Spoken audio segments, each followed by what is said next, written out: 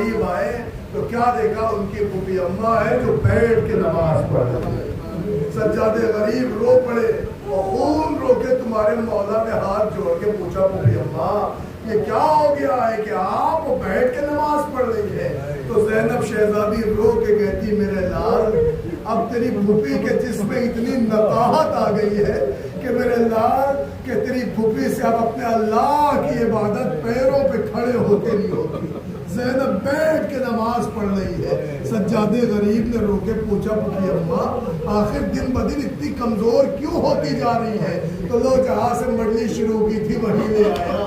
سجاد کا پوچھنا تھا کمزوری کی وجہ کیا ہے؟ زینب شہزادی رو کے کہتی میرے لال قید خانے شام میں یتیموں کے واسطے اتنا کم دانا پانی آتا ہے کہ میں اپنے حصے کا کھانا یتیموں میں تقسیم کر دیتا ہوں۔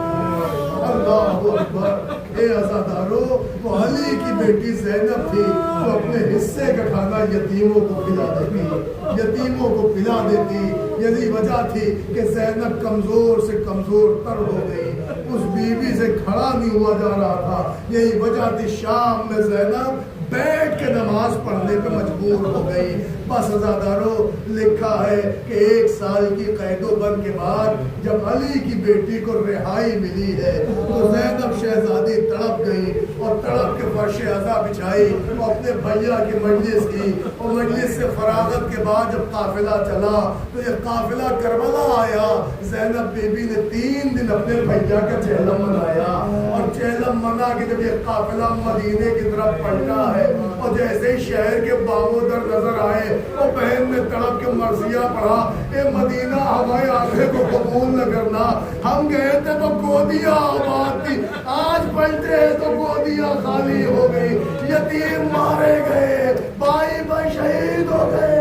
اجرکم اللہ۔ مولانا امام سجاد نے بیرون شہر قافلہ رکوا دیا، کہتے کس دل سے شہر میں جائے؟ ابھی کوئی اکبر پوچھے گا تو کیا جواب دیں گے؟ کوئی قاسم سوال کرے گا تو کیا جواب دیں گے؟